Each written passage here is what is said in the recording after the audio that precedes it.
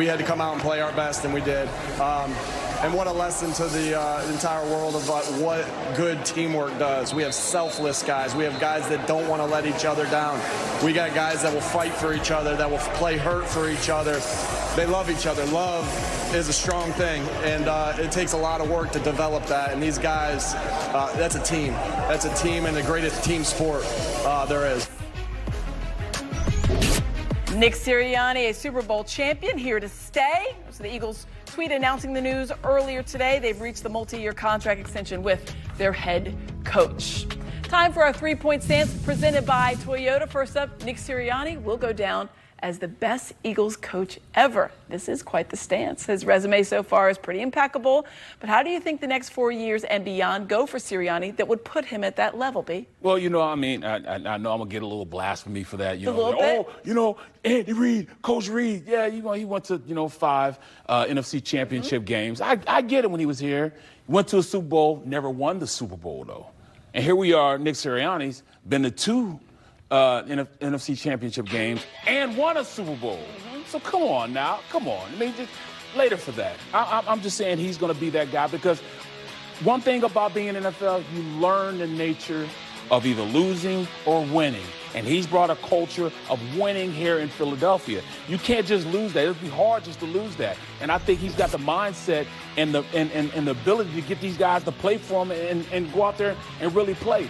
Every time you pay your quarterback, you're supposed to be bad for a little while after that. Well, hey, they paid Jalen Hurts, and they got better and better as time went on because that winning culture. They found a way, to still bring in quality players. That's because Nick is training his guys to be better players. Nick Sirianni is going to be good for a long time because this team's going to be good for a long time because of the gold standard, and he represents the gold standard in so many ways. So, yes, he's making a little money now. He was probably the one of the lowest paid coaches in the NFL. When he first came in, I doubt if he was making over $5 million. And they have guys like Andy Reid making $20 million. There was a huge, huge gap in between there. Let's get his fair market value up. He needs to at least be making double digits, right around that $15, $16 million range. I'm not counting his money, but hey, the man deserves it. He just won a Super Bowl. He is the best. Right now, he's the best coach in the NFL. Period, bar none. He's the best coach. Not because he won a Super Bowl, but because he got guys to play for him and go out there and demo for him. Yeah, that's such a good point. And I think John talked about it too. He's adjusted his style. And I think that's absolutely. Really I mean, he's done some stupid things. He's done some things. But yeah, don't yell at the fans the way he yells at the fans. He changed that. You got to be able to change that. You got to be able to, get the relationship between you and your quarterback better. He did that. Come on now. Don't yell at the fans. Check.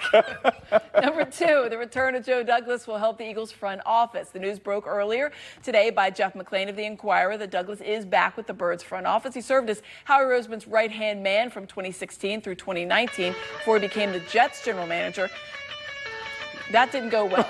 Nothing goes well when you go to the Jets. It's hard to put that all on him, but it did not go well. But you think he's going to be very good here. He's back in Philly. Absolutely, because he helped them win a Super Bowl, by bringing in the right players. He definitely got guys like Torrey Smith in here. He got Alshon Jeffrey to sign here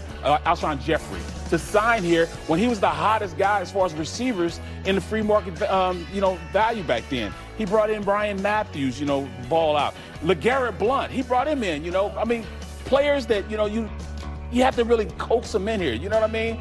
Long, he brought all these guys here. So, yes, he is a master of bringing in these quality free agents. Nigel Bradham, Timmy Jernigan. The list goes on. I mean, Rodney McLeod, Patrick Robinson, Malcolm Jenkins. He's one of the guys that got him in here. He's one that convinced Howard to bring him in. He's definitely got a role here in Philadelphia, a huge role in Philadelphia, and this is going to make the team even better. I think so.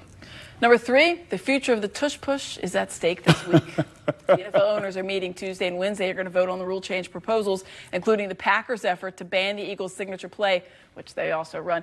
This morning on Good Morning Football, Commanders linebacker Frankie Louvu said he thinks it should get the axe. Take a listen.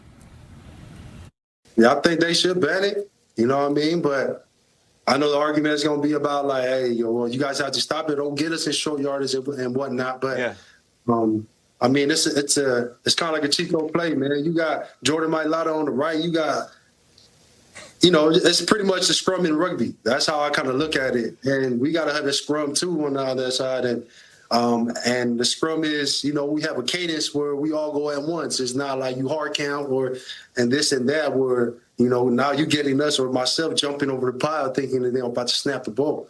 And that's just my own personal opinion, and I'm going to leave it at that.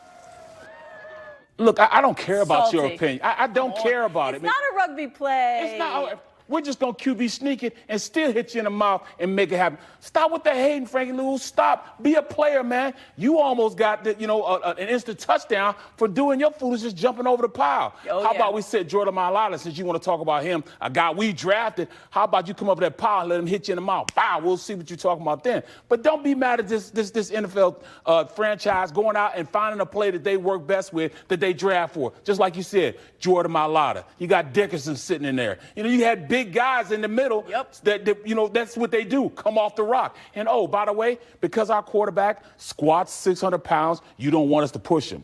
Come on now. We're just running QB sneak, that's all. This really makes me mad that they're going to go out and ban a play because our players were drafted and custom suited for a play that we dominate with.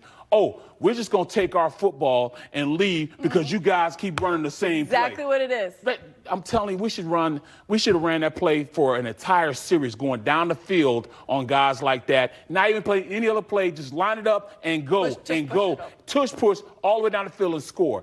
That pisses me off. I mean, that really makes me mad. He had the audacity to say that. Why? Oh, come on now. I mean, you know what that offensive line is also good for? 2,000 yards from Saquon Barkley. But whatever, I guess you're going to ban that, too. Yes. Whatever. They hate us. They ain't us. Yeah. Time for Birds Trivia as we head to break. Nick Sirianni is one of 3 head coaches to reach 2 Super Bowls in his first 4 seasons. Who are the other 2? I know this answer. Coming up. At least one.